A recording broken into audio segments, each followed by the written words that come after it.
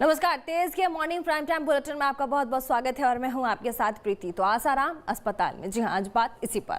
मंगलवार की रात आसाराम के सामने एक और मुश्किल खड़ी हो गई जब उनको सीने में दर्द महसूस हुआ। आसाराम को आनन फानन में अस्पताल पहुंचाया गया, जहां उनका टेस्ट हुआ और सीसीयू में भर्ती करा दिया गया।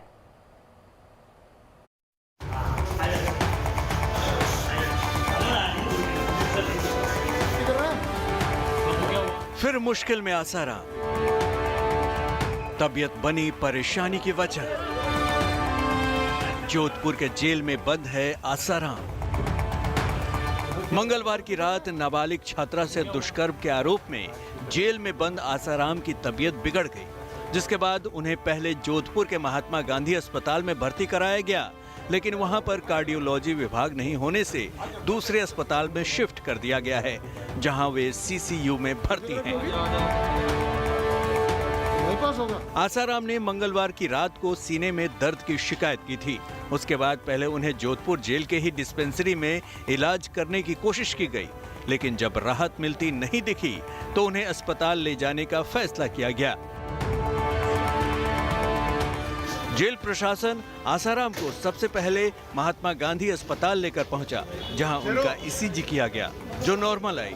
फिर उनके चेस्ट का एक्सरे भी किया गया, जिसमें डॉक्टरों के मुताबिक कुछ दिक्कत नजर आई, जिसके बाद उनका ब्लड सैंपल लिया गया और सीटी स्कैन भी किया गया, जिसकी रिपोर्ट अभी आनी है।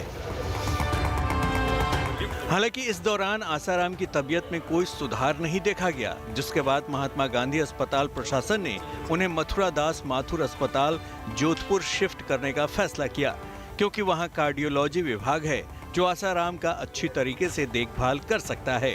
लेकिन जब इसी दौरान आसाराम का मीडिया से सामना हुआ तो उन्होंने अपनी सारी तकलीफें मीडिया के सामने खोल कर रख दी। हार्ट की तकलीफ हो गई। अच्छा। प्रोस्टेट की। अच्छा। और भी अच्छा। 2-3 भर्ती। ठीक है। तो भर्ती कर रहे हैं बाबू आपको।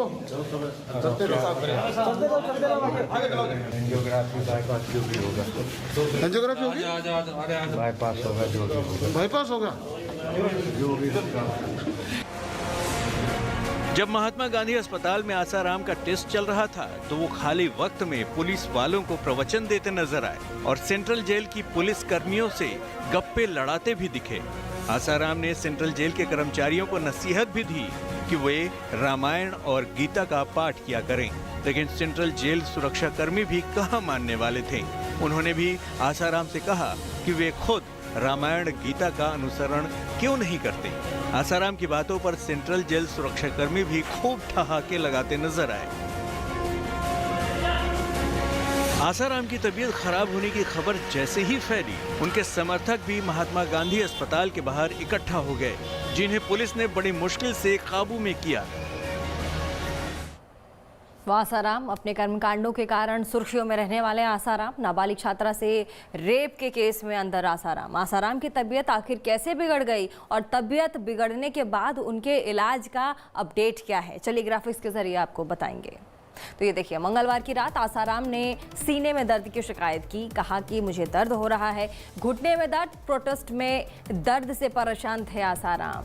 प्रोस्टेट में भी उन्हें दर्द हो रहा था, घुटने में भी दर्द हो रहा था। इसकी शिकायत उन्होंने दी पुलिस को।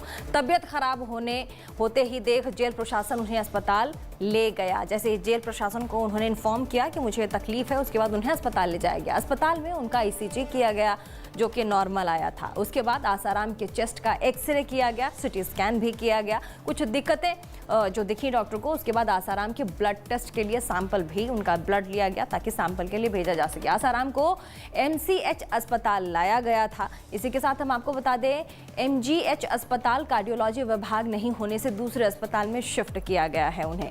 साथ में फिलहाल आसाराम MDM अस्पताल के CCU में भर्ती किए गए हैं। तो हम आपको बता दें कि सुर्खियों में रहने वाले आसाराम आखिर इतना बड़ा संत कैसे बन गए, इसकी भी बड़ी दिलचस्प कहानी है। लेकिन संत बनने और अवैध कमाई के चक्कर में उन्होंने ऐसे काम किए हैं जिसकी वजह से वो जेल पहुंच गए। क्या कुछ किया उन्होंने, इस रिपोर्ट में देखिए।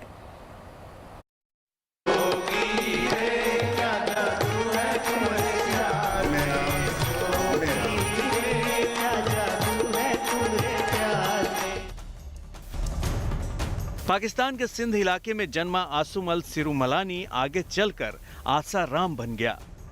आसाराम के करोड़ों भक्त आज भी हैं। आसाराम ने अपनी करतूतों से 10,000 करोड़ रुपए का साम्राज्य खड़ा कर लिया है, जिसको आजकल उसकी बेटी चला रही है। 1970 से अध्यात्म का धंधा चलाने वाला आसाराम ने पीछे मुड़कर नहीं देखा।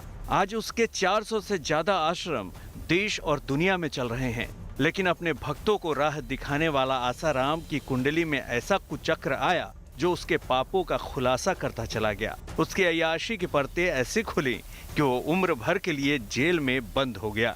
दरअसल आसाराम 2013 से जेल में बंद है। एक नाबालिग लड़की ने आसाराम पर रेप का आरोप लगाया था। 31 अगस्त 2013 को आसाराम को मध्य प्रदेश के इंदौर से गिरफ्तार किया गया था और आसाराम पर POCSO, juvenile justice act, rape, आपराधिक षड्यंत्र और दूसरे कई मामलों के तहत केस दर्ज किया गया। हालांकि आसाराम के गुनाहों की फहरिस्त काफी लंबी है, लेकिन उस पर कई मामलों में सुनवाई भी चल रही है। लेकिन अप्रैल 2018 में जोधपुर स्पेशल कोर्ट ने आसाराम को एक नाबालिग लड़की के साथ रेप का दोषी माना और अदालत ने आसाराम को पॉक्सो कानून के तहत आजीवन कारावास यानी मृत्यु तक और 1 लाख रुपए जुर्माने की सजा सुनाई थी।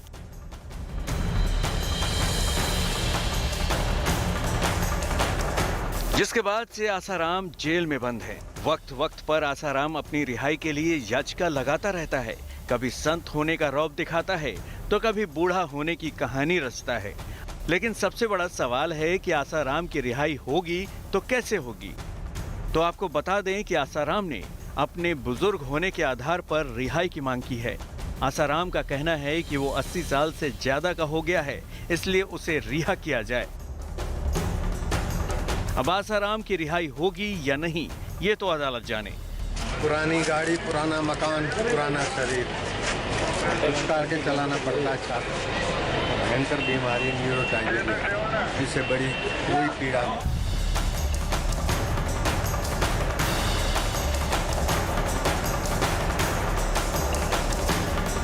आसाराम अपने आश्रम में कुकर्म तो करता ही था, उसका बेटा नारायण साईं भी कम नहीं था।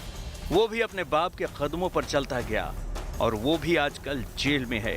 आसाराम की तरह ही नारायण साईं पर भी बलात्कार का आरोप लगा था, जिसमें उसे दोषी करार दिया गया है। सूरत की 2 बहनों ने आसाराम और उनके बेटे नारायण साईं पर लगातार बलात्कार करने के आरोप लगाते हुए पुलिस में शिकायत दर्ज कराई थी। छोटी बहन ने नारायण साईं पर 2002 से 2005 के बीच बलात्कार का मामला दर्ज कराया था। बड़ी बहन ने शिकायत की थी कि आसाराम ने उसका 1997 से 2006 के बीच अपने अहमदाबाद आश्रम में लगातार उसका बलात्कार किया था। फिलहाल नारायण साईं सूरत की जेल में बंद है और अपनी जिंदगी के दिन गिन रहा है। नारायण साईं भी आसाराम की तरह ही वक्त वक्त पर अपनी रिहाई की कोशिश करता रहता है, लेकिन अभी तक उसे सफलता नहीं मिली है।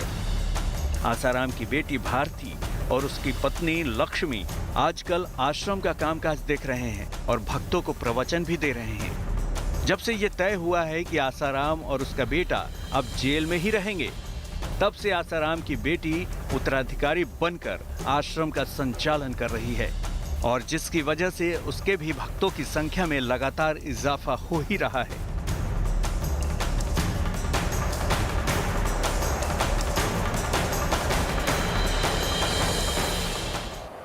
तो पूरा देश आसाराम के चर्चों के बारे में जानता है। अपने कुकर्मों की सजा भुगत रहे आसाराम को अभी भी उम्मीद है कि वो एक न एक दिन जेल से बाहर आ जाएगा और फिर से अपने साम्राज्य पर काबिज हो जाएगा। इसीलिए वो अक्सर अदालतों में रिहाई के लिए याचिका पर याचिका लगाता है।